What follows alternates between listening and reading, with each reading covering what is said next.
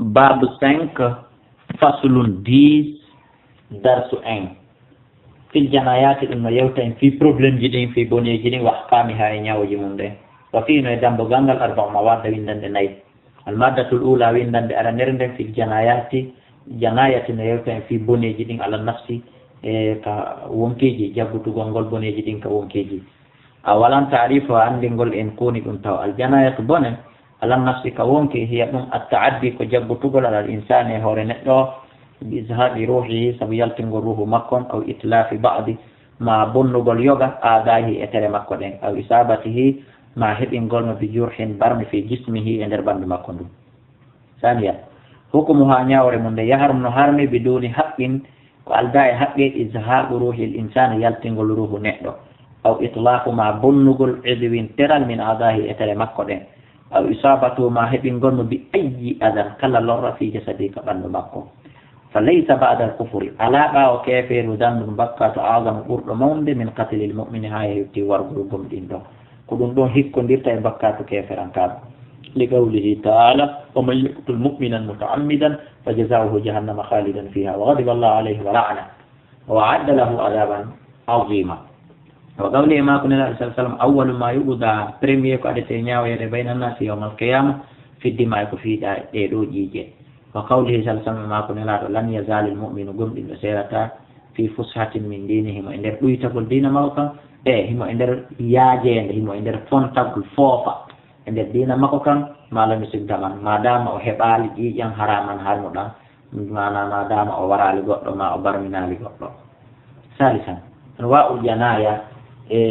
قادي كون يتنطر الله سبحانه وتعالى جاكا يودان بين كلاكو يتي برمينغول برمينا نغول. أولا ثالثا تكون أنواع الجناية نوني جبوني جدين على النفس وونكي جدي الجناية تبوني جدين على النفس كونكي جي ثلاثة أنواع كنوني جدتي وهي أولا الأمر كتواغل وهو أن يقصد الجاني كن يبنو أن توتو قصتك للمؤمن ورغل قمدين دو أو أذيته مع الرغل فيعمد أتوى وفاند تنو إليه فادينة فيضربه أبيرم بحديد يندي أو أصلا ما ودرو أو حجر ما خير أو يلقيهما أبوغوما من شاهق كالوجتي أو يغرقهما أو لجم في ماء ندرنيا أو يهرقهما أو سنرم بنار جيت أو يخنقهما أو نتلم أو يطعمهما أو نيامنا مسمى فصل فيموت وما إلى بذلك سبقوت لدي بيجدو أو يصاب بتلف ما أحبنا إحالكغول إحالكاري سببون نغول في أداء إندر ترما كودين أو يرحن ما دمبرم في بدني إندر بندما كندو. وحكم هذه الجناية نياور دي دو بنيجي الأمر توغل أنها دي توجب نوادو القودة يكتبون إمود كدون القصاص لقوله تعالى وكتبنا من فرلي عليهم إدوما فيها كان التوراة أن النفس بالنفس والعين بالعين والأنف بالأنف والأذن بالأذن والسن بالسن والجروح برمجي فق قصاص كيرتم بالتيدي كوانا نونك دي نون فرلي لك القرآن من كدي هناك توراة وقوله ما كنا لا صلى الله عليه وسلم من قتل له كلا ورنا من قتيل وراء فهو كانك بخير النظرين هاي مسوب إن قتل بيجي إما أن يؤدى أما go dia Orlando dia totte wa imma an yaqtayun qada amma o yorto وقال صلى الله عليه وسلم من أصيب كله بنا بفيتامين جي جن أو خبل ما دم برمه أي كوني دم جرحين كبرم لقوي فهو ركان قبل خيار مسوبنا بين هدا ثلاثين حق لكيجتاتي إما أن يتسامى أو يرتو أو يأخذ الأقل ما يستدية أي الدية أو يفهم أو يعفتو فإن أراد سوف على مرابعة النيب دوني بنو ده فخذوا على يديه رجل كيجود ما قرين هراي أمرا غوغا. ثانيا شبه الأمر كنا لسا يتواري كنا ناتواري وونم أن يقصد الجناية كنا فاندان تو بنو دون وفاندونو دون وقتل كنا هرنا ورغولمو أو الجاري ما هرنا برمين غولمو وفاندو تون كان يضربه لوبو تامو دي أسان لغان خفيفة فويجي تنغالا نافيو برمو نافيو مي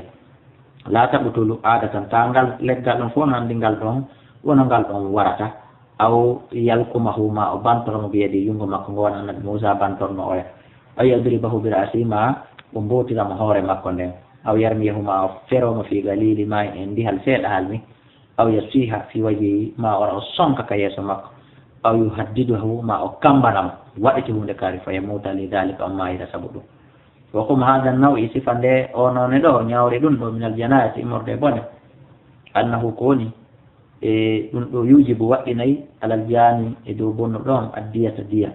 على عاقلة إدو موري أم بن والكفارة عليها لك الكفارة مفاهيم لقوله تعالى من قتل مؤمنا خطأ فجر فتحرير رقبة مؤمنة ودية مسلمة إلى أهله إلا أن يصدقوا سناء ياهو. ثالثا الخطأ فجر وهو أن يفعل المسلم كن نجل غلة ما يباه له دغني مفيله هو مريمات إمر فانفقل أو استياد ما وانقل أو تبطي إلى من ما تبتغل تيو حيوان ممنت مثلا مثال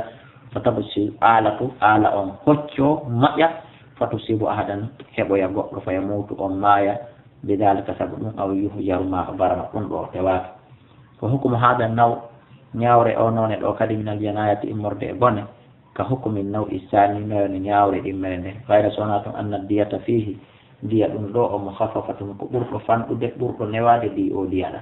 وأن الجاني يبون غير آثم فريد ومرابكات بخلاف شبه الأمر لوتون دري يكون نندي تتأتيون دكم فإن الدية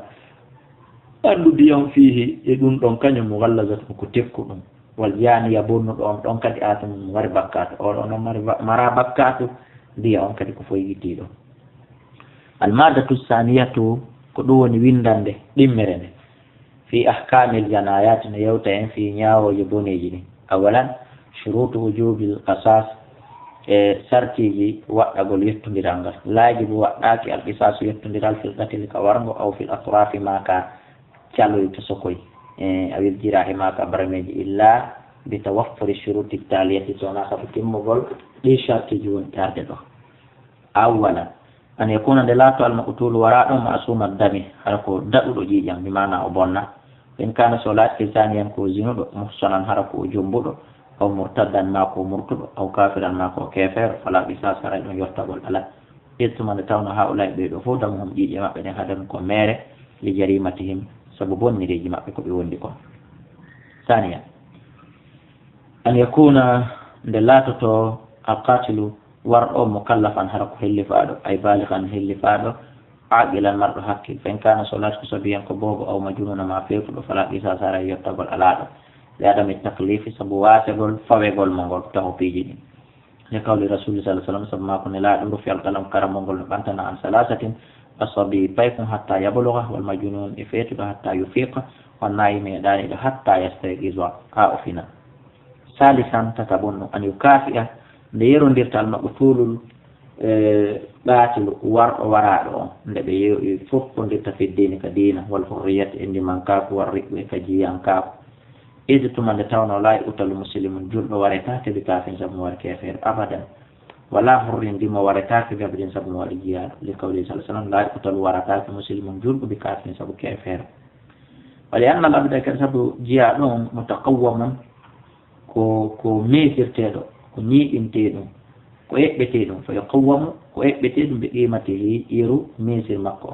ولقول علي رضي الله عنه من السنة المجيئة كسنة لا يقتل لورثات هرون دم يبذل في موليات. وحديث ابن عباس رضي الله عنهما لا يقتل ورثات هرون دم بأبد سبجيات. رابعا الله يكون لا تتاقل قاتل ورد أو والدا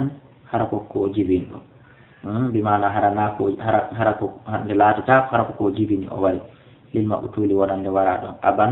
دون بابا وراد أو أما ما نينمك أو جدا ما مصر أو جدة ما فات بيدو فوق حكم بيدو قال صلى الله عليه وسلم لا يقتل ورثات والد جبين له بولد سبو كو جبينكم. با أن يوتين شروط استيفاء القصاص سرتيجي تمني دين في يذكر للغنغر. ثاني لا يستوفي تيوني تمالي تمتا صاحب القصاص جن يتبون الحق أو حق مكو أم تمنتا هنتا يتبون مكو في القصاص كان يتبون إلا بعد توفي صنع أو تمغل شروط التالية بستجون آدلو. أولا أن يكون دلالة صاحب الحق جون حق ومكلفا كل فعل فإن كان صلاة صبيا كو بايكا ومجرون ما كو فيتلو كوبي سكو يجوغي الجامي بنودون حتى يبلغ ها هل في الصبي بايكا أن بكات كل لان يكون مول كون فعلا أو يفيد ما هاندك مجنون فيتكم ثم لهما يفتن ودن بينه أن يقتص عندك يقطع أو يأخذ الدية ما عندك يجب ويتدية أو يوفى ما عندك يأخذه وقدروا يظن لي في الله ما هذا أن السابق يتأي سابق رضوان الله تعالى عليه. ثانيا أن يتفق بفتن أولياء الدم جيء دي جنة فوق على القصاص إدو يقتغل فإن أفع بعض من سبب يوغي مقيادك فلا قصاص على يقتغل لا يستيوني هدتي بين جبات ومن لم يعفل ما يعفال فله نودا نقسته جبل مقنقل من الدية إمر دي هري جبل الدية أو سندانا بركو غستي بركو هري كبن دو. ثالثا أن يؤمن كون هولته في حال الاستيفاء عند الحال يقتغل التعدي في جبتوغل بأن لا يتعدى لفئة الجرح برمهم مثله ويرو نبرمي نيران نكارن ولا يقتل عند ورثاك غير القاتل هرونا وردون ولا تقتل عند ورثاك امرأة سناج في بطنها كون كندريد مكو في بطنها رنا كريد مكو جنين بوبو حتى تضاها وجبنا وتقتما انت كدمينها وانت ولا تبي مكو لقال صلى الله عليه وسلم لما قتلت تمن وارتنديرنو امرأة سناج عمدا اتواره لما لا تقتل ورثاك حتى تضاها وجبنا لما قتلت تمن أورنو امرأة دبقو عمدا اتواره ما لا تقتل ورثاك حتى تضاها وجبنا ما في بطن أكون كريم مكو إن كانت صلاة حاملا كسويدو وحتى تكفل ولدها أو يبيت مكون دونها أموني نمو فإنت. رابعا أن يكون نلاتو الاستيفاء كدوني يقتغنغل بحضرة سلطان كو اتوان دلامنغون هركو اتوان دلامنغون أو نائبه ما ملامنغون لونتنيو حتى يؤمن فيه واوي هولاد الحيف أو يقول أو يتأدي ما جبوتغل هذا سيدين وودي. خامسا جاءكم أن يكون دلاتو بآلة هادة هركو آلة ولو jungo yangon tajirana o ya barminirana o tufira yukka yottagol li gawli sallallahu alaihi wasallam la qawada yottagol la illa bisayf sonara ko kafa. Saniyan dimundum bi maana at-takhyiru kusubingol bayna al-qawdi hakkunde yottagol waddiyati tottugol diya on wal afwi yafa gongol bonna don usubinte dum do ta ida waja basi wadani kil muslimu jul don damon yiyang خير كيوسف بين ثلاثة حكم في جدات كان يقعد له من يرتان تيم أو يعفى ما عنده يعفى ما عنده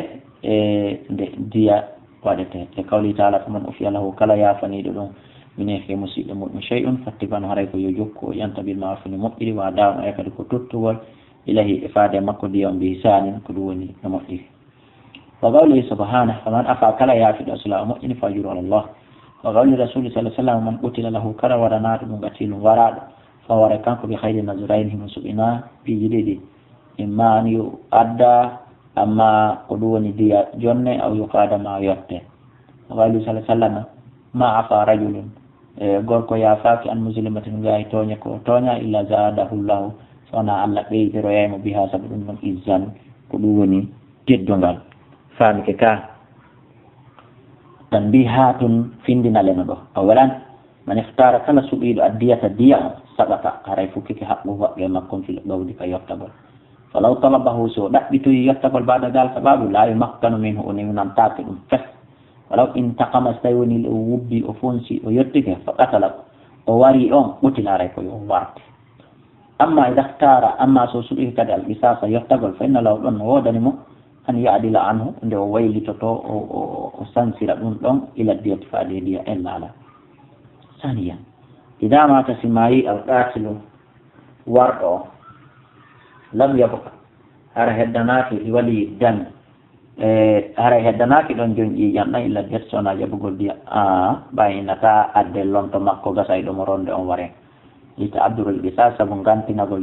يفتغنغل بموت القاتل sabu maygol warɗo leernal sabu kon laajusi dagota ko ɓattulu wargol gayri qatil harana warɗon bi haalin e alhaali wof to qawli taala man qutila mazluman faqad ja'alnakum limi waɗani li walihi waliya makko min sultanan dali fala sirfata ɓe feƴƴinti fil qatl innahu kana mansura wa fuskira al israfu hima fira finsita noon o feƴƴintingol fil qatl e wargol ɓe qatili gayri qatil wargol hara wona warnoɗo ثالثا كفارة القتل كفارة ورغ واجبة قوائد على كل قاتل كلا ورغ خطأ فوت وفرجو أو شبه أمر ما كوكوت من لكتا كفرجو وسواء فتتر كان لاتك المقتول وراء جنينا كبوبهم كريد أو مسنا كاكو مردو بهرا كل أو أبدا كاجيال وهي أتوك رقبة كورين إن لدان مؤمنة بهم إن وهي دون أتوك كورين إن رقبة مؤمنة دان لهم إن فإلا نجد صحبا فالصيام كل شهرين متتابعين كقوله تعالى وتحرير رقبة إن دان مؤمنة بهم إن فمن لم يجد فصيام شهرين متتابعين توبة كتب به من الله مرة الله وكان الله سبحانه وتعالى ولاتك عليما كو أندو حكيما كدوني كو نيني دو إنياوري مكو نياري مسيب جوبة درسو إن أم كفصل ديس هرائي حتى دو يلتق ريوت إن دو كدها فامي سيكي إن شاء الله والله أعلى